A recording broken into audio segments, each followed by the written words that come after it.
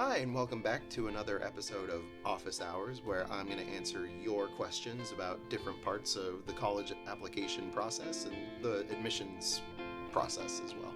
As always, I wanted to start off by saying that the information that I give out and my opinions are solely based on the information provided by the students themselves. If I had more information about the person, or if I actually worked with them for a longer period of time, perhaps my advice would be different, or my opinion would be colored in a different way based on the information provided. But I'm working with just a limited set of information, and so my advice is going to be the best that I can give, knowing what I know from the emails or the posts on Reddit. So that being said, let's get into it. I've got four questions and sort of a comment that I just wanted to sort of, applaud today. So we're going to start off with a couple of application-based sort of questions. The first question comes from Reddit, and they asked, how do you write a why this major essay if you just like the subject? I am a senior applying to college right now, and one of the most common questions in supplementals is, why did you choose this major? Or something to that extent. A lot of the college essay writing blogs say things about telling my story or describing the path to my passion, but in all honesty, I just like the subject. I think it's really interesting, but I don't think just writing that would be enough for colleges, and I'm not sure how to word it in a way that takes up 150 words or so. I don't remember how I became interested in the subject, but I know that my ears kind of perk up whenever I hear about it. You get the idea. If you have any advice, that would be great. So, I'm going to start off by saying 150 words is not a lot. Okay, the average sentence in English is somewhere between 20 and 25 words. So we're talking about 6, maybe 7 sentences total. You should be able to string together 6 or 7 sentences.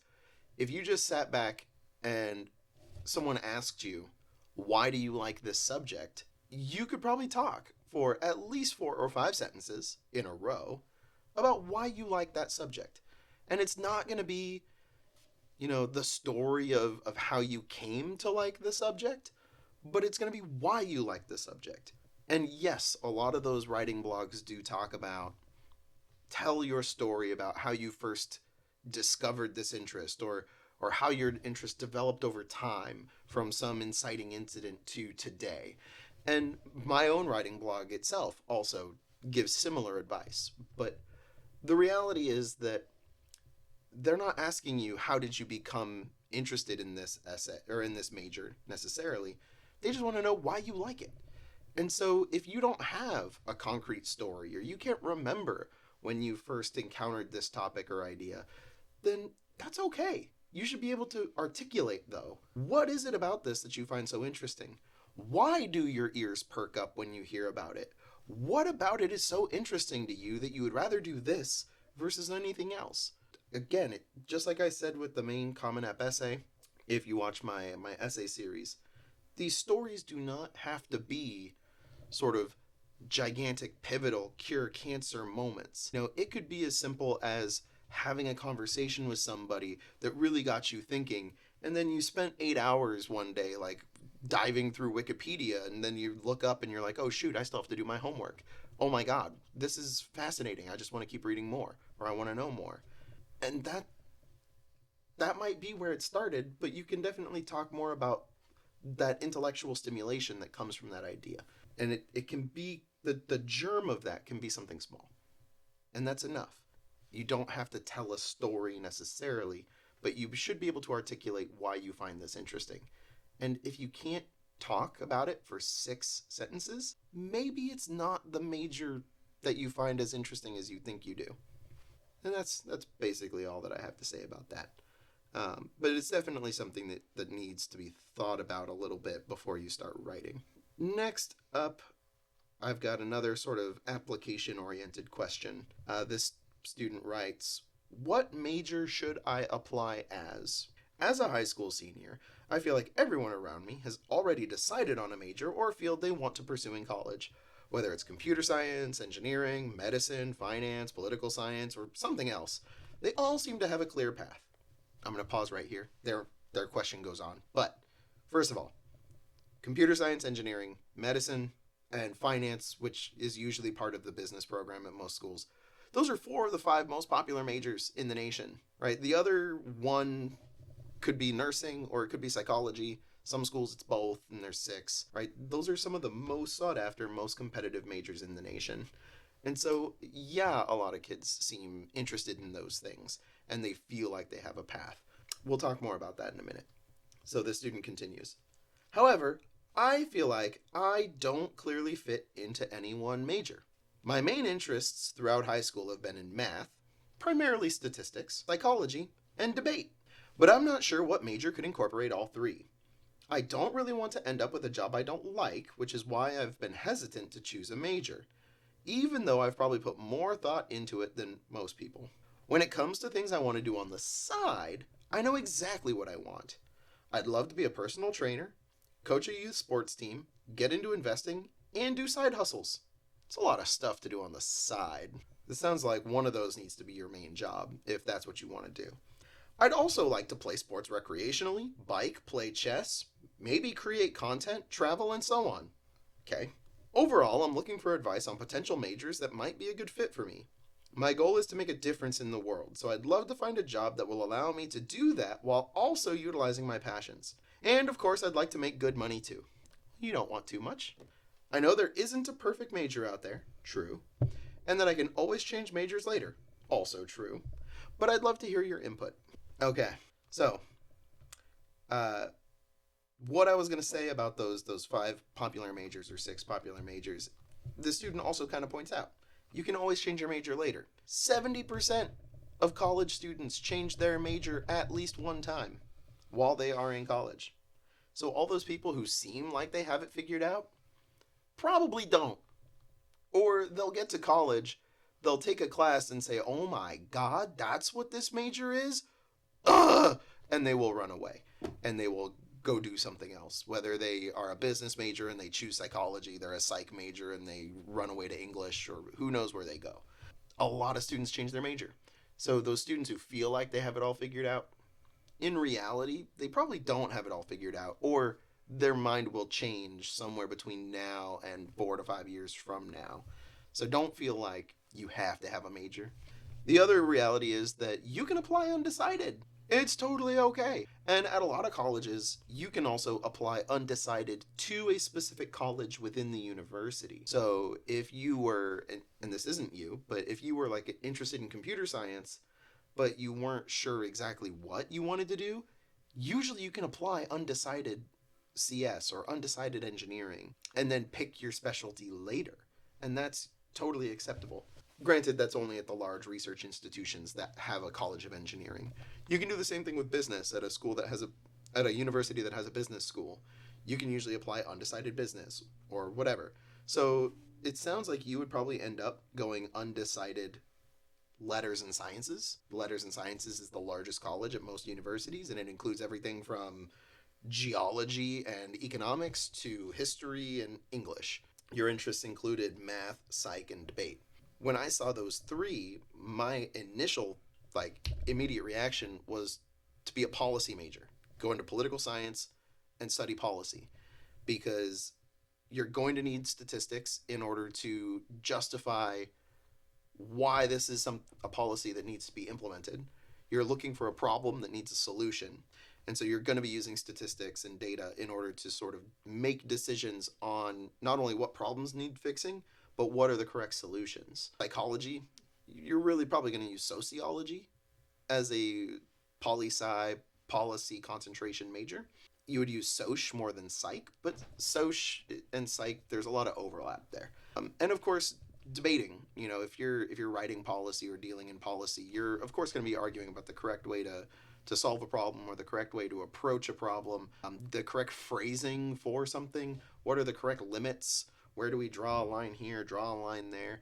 There's a lot of room for interpretation and different opinions and ideas, and you can debate those ideas back and forth with other people as you're coming up with solutions to problems. So when I saw those 3 interests and you said you want to use those, but you're not sure what major, that's sort of what came to mind for me. As for doing these other things on the side, I don't think you're going to be able to do all of them at the same time. That's a lot of things. My personal goal for myself is to do one new thing a year, or to try one new thing a year. So last year I started learning Mandarin. And of course, I'm still learning Mandarin. My Mandarin's still not great. But this year I've been learning to play golf. And so that's my sort of new thing, because I used to shoot archery, but where I live now, archery ranges are a little bit far flung, and their golf course is closer by. And it sort of checks similar boxes for me in terms of the mindfulness and the getting outdoors and not involving, lifting heavy objects or running really, really far. So what you're probably going to end up doing is coaching a youth sports team, or being a personal trainer, or playing a sport recreationally. You might get into investing on the side. Cool, but you might not have time for side hustles if you want to really be serious about investing. Biking, of course, you can do that. You could swap that for sports, because mountain biking is a sport, cycling is a sport. So that could be your sport if it's something you want to do. Playing chess, there are people who dedicate their entire lives to playing chess and never get good. So if you want to play chess competitively, that's going to replace a lot of other things in your life. If you want to play it just for funsies and you don't really care if you're, GM level or anything like that, then of course you could play chess. There's nothing stopping you. And of course, travel, you would just budget time for those things. So you can still do a lot of those things regardless of what your major is, but to do them all simultaneously, that's a full life right there. And so you might end up sort of prioritizing certain things at certain points in your life. And that's totally normal. That's the adult thing that we all have to do, is sort of make trade-offs and make those sorts of decisions. But as far as your major, looking at math, psych, and debate, I feel like you might want to look at political science, specifically at policy, or other sort of politically oriented majors that are going to allow you to get that healthy debate that's sort of data backed and data driven, that involves humans, because anytime you're dealing with humans, you're going to have to deal with psychology, sociology, or both. And so I feel like that kind of world is going to check all those boxes for you. And, when you start out in any field, you don't make a lot of good money. If you're really lucky, you get like a CS degree, and if you're really lucky, you get into a good paying job from the get-go. But for most people, you start out, making under $100,000, and you get to a point where you make money. And the same is true in politics. You'll start out as an intern or an assistant. You won't make a ton of money, but eventually, if you stick with it and stay in the industry and make the right connections, the money part will happen if you become successful. And so that's the key there. In any major, in any field, is to stick with it and become an expert, and then the money follows. Okay, those were the two sort of application-oriented questions. I'm going to start with a gripe, and then I'll get to the opinion that I really wanted to sort of applaud. This student writes, "I hate how hard it is to get into college in California. The UCs and CSUs are basically impossible to get into. You need perfect grades, state awards in your extracurriculars, and perfect essays to maybe get into UC Santa Cruz or UC Irvine." What's wrong with Santa Cruz and Irvine? I don't even know what kinds of kids get into UCLA or Berkeley. Even many of the CSUs like Cal Poly and San Diego State are stupidly hard to get into. You picked the two most popular CSUs. Good job. I know someone who got into Purdue and West Point who didn't get into any of the UCs. It sucks that all the in-state universities are stupidly hard to get into. It feels like California wants students to take the community college path rather than go to college directly. So, I'm just going to say, I can understand your frustration. I'm just guessing.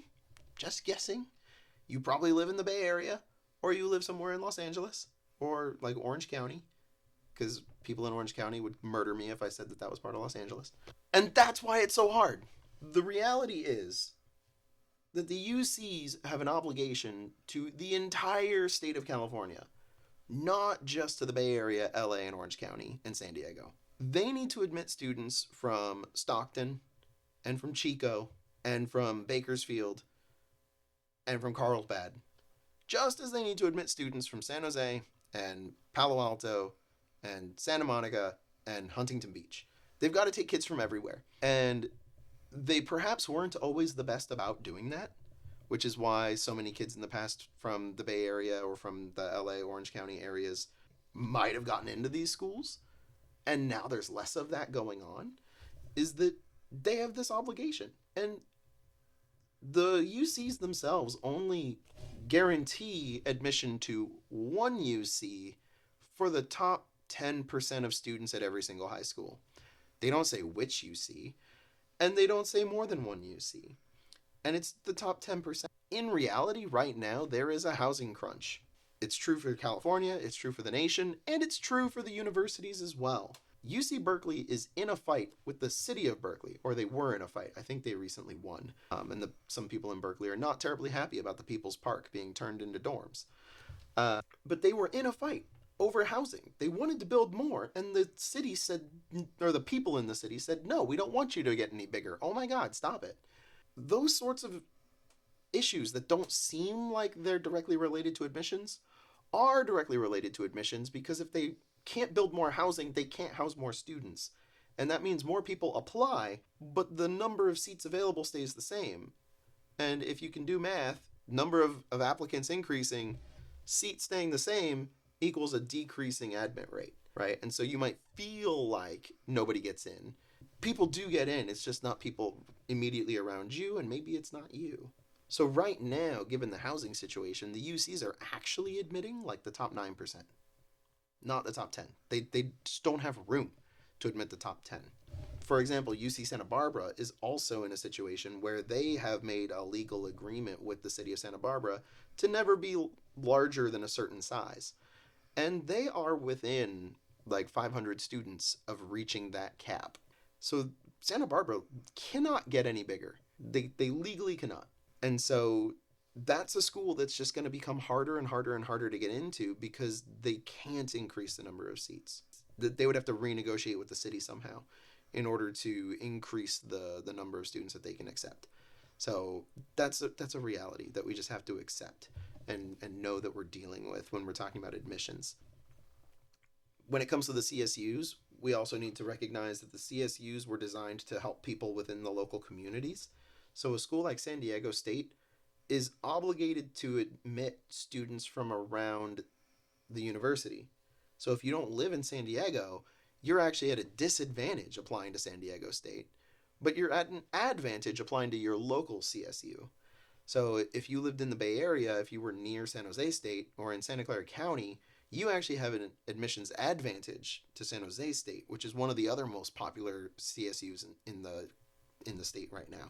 And so kids from San Jose and Santa Clara County have a better chance of getting into San Jose than a kid from San Diego. Similarly, a kid from San Diego has a better shot at San Diego State than a kid from San Jose. That's the way the system was designed on purpose.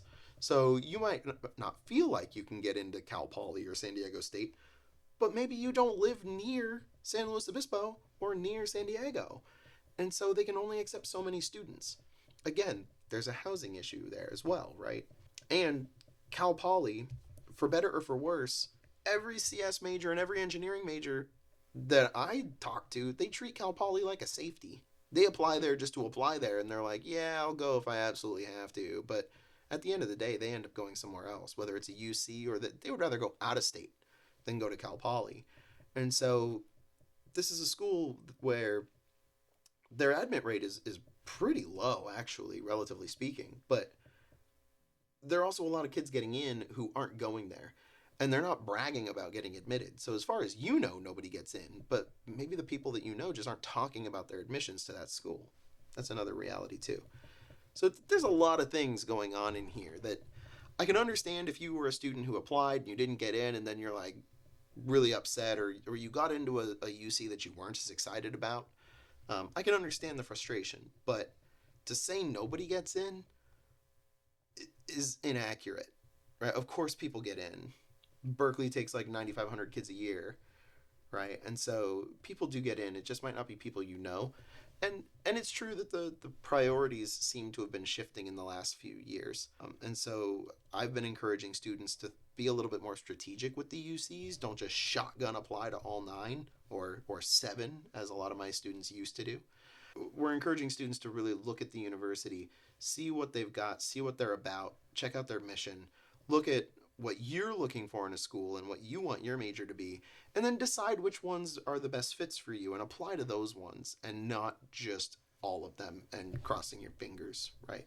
So I understand the frustration, but it's just not based in reality.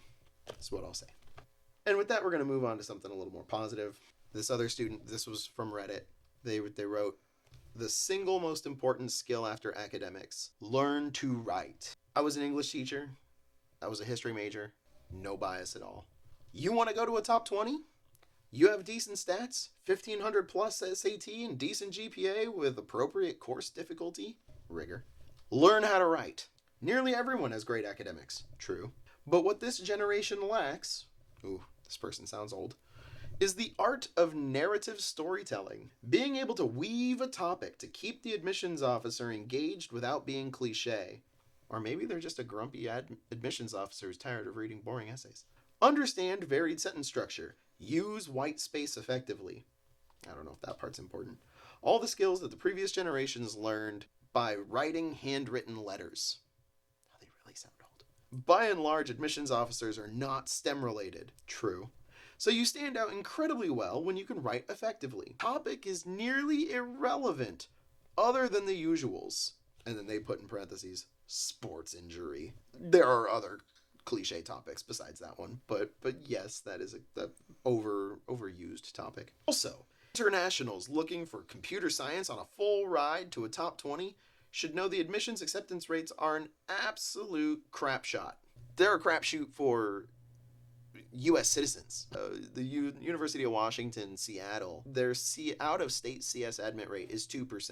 It's harder to get into CS in Seattle than it is to get into Harvard in general. So it's a crapshoot for everybody. Even if you live in the United States and you're a resident or you have a permanent residency card or whatever. This person continues, it's literally a shot in the dark. Yes. Apply and try, but don't bank on it. Learn how to write well. And rant. I mean, in general, I agree with this person.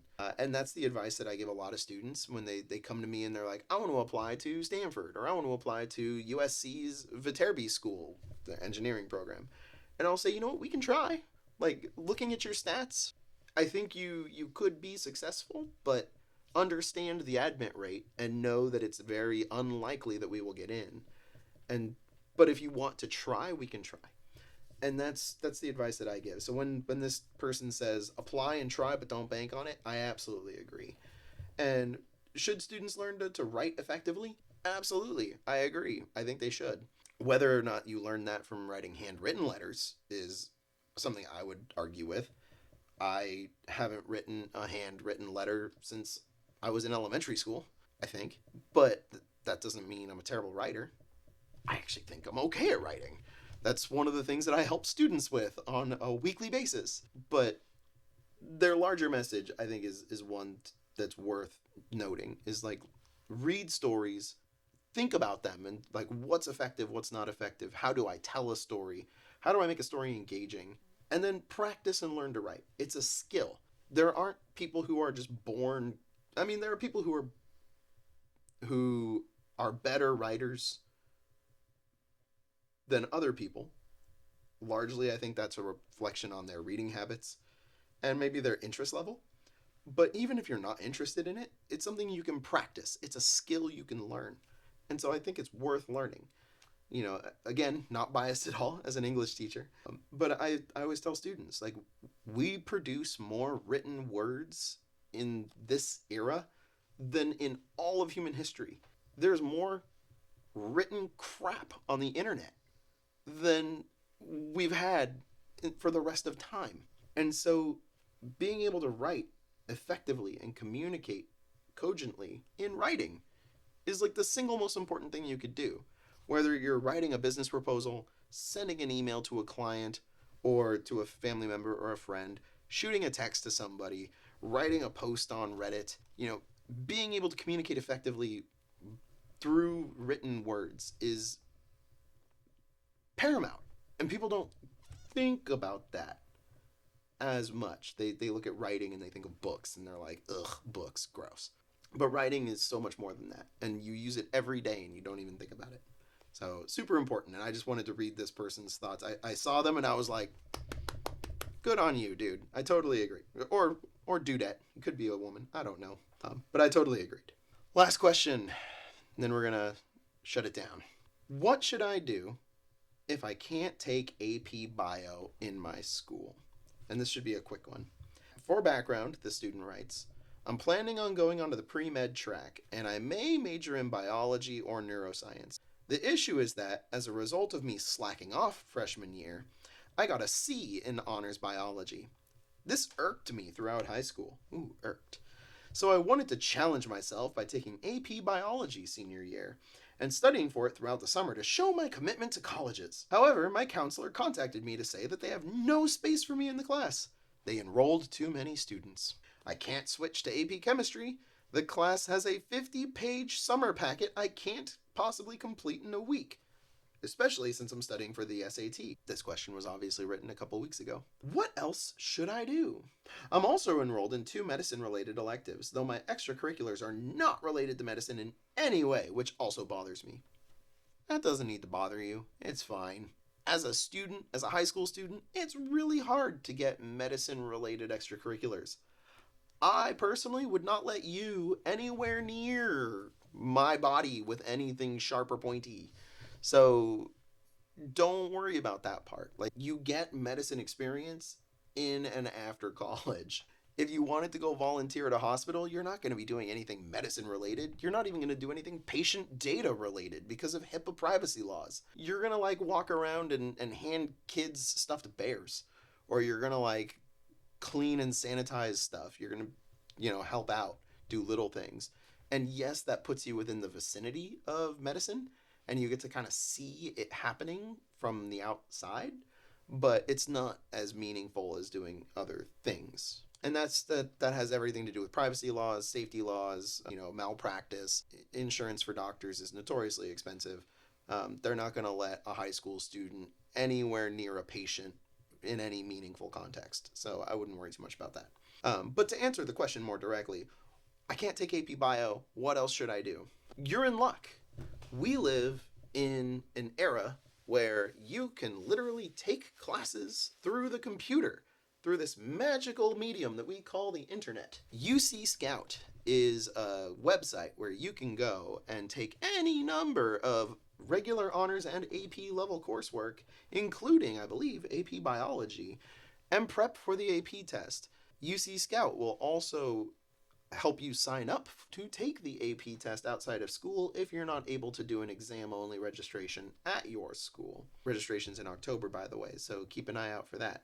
If you don't want to take it through UC Scout, or maybe you don't live in the state of California and you're like, UCs, what? Why? Options, sorry. There are also plenty of other online options, including something called BYU Online, which has, again, biology, AP biology, etc. There are other websites and sources, Apex Learning, Elite College Prep, that there are all kinds of things. If you just start looking them up online, you will find online coursework where you can take accredited registered AP biology courses that will get you credit and will allow you to take the AP test, and hopefully you self-study and do really well. That is probably what I would encourage a student to do. The other route that you can take is, instead of taking an AP class where you only get credit if you pass the test and get like a 4 or a 5, you could take a dual enrollment course through your local community college. And the nice thing about the dual enrollment course is that you don't have to take an AP test at the end of it. It's a college level course already, so it's more likely to transfer and get you college credit than an AP class is, because like I just said, you need a 4 or a 5 to get credit at most places. And you might say, but I thought a 3 was passing. A 3 is passing, but at some schools they don't care and they won't give you credit for a 3. At other schools, they might give you credit for 3s unless the course is required for your major, and then they might not give you credit at all. And they expect you to take the course at their university because that's the one way they can guarantee that you've learned the material to a particular standard. And so if you don't want to do BYU, if you don't want to do UC Scout, if you don't want to do Apex or Elite or one of these other online schools that will give you an accredited course, go to your community college. Take biology through your community college as a dual enrollment class. If you can get dual enrollment through your school, it can potentially end up on your high school transcript and boost that old GPA and sort of demonstrate that commitment and interest. If you can't take it dual enrollment through your school, hopefully, and get it onto your school transcript, you might be able to still take the course through the community college. You might need to get permission from your school counselor. They might have to fill out a form first. But then you can go take it at the community college anyway, and you'll get a separate transcript from them that you'll also have to send to colleges to show them that. But either way, you're demonstrating capabilities in a college level course environment and your proficiency within biology and your interest in doing it because you went out of your way to sign up to take it at a junior college or community college. That's the other thing that you can do if you're really, really interested in getting more biology experience and kind of mentally making up that low grade in biology to yourself, right? And kind of proving to yourself, like, I can do it. That's the other way that I would go about it. And so don't worry about taking it at your high school. Go take it at the community college. Go take it at one of these online programs. You still have plenty of opportunities to get experience in that coursework without taking it through your high school. You just have to look and find those opportunities around you. And that's everything I have for today. This was kind of a longer one. A lot to say, a lot to do. And, as we get into application season, there's more and more questions that people are asking because, oh my God, application season is crazy. So if you have a question, please know that you can email me at collegequestions@dawesacademics.com. I would love to answer any questions that you have or clarify anything that you're sort of really anxious about, even if you're not a senior. If you're seeing all the chaos of the seniors going on at school and you're like, oh man, I better get prepared, shoot me a question. Happy to answer it here in the video. And with that, I will see you next time. Thanks for watching. So, if that video helped you, then please help me by liking, sharing, and subscribing, or following, on whatever social media platform you prefer. Doing so really helps allow me to do what I like to do, which is help students and families manage the college application process. And if you're looking for more targeted support yourself, there's a link in the description that'll allow you to book a consultation with me, and we'll see how I can help. It's free. Anyway, thanks again for watching.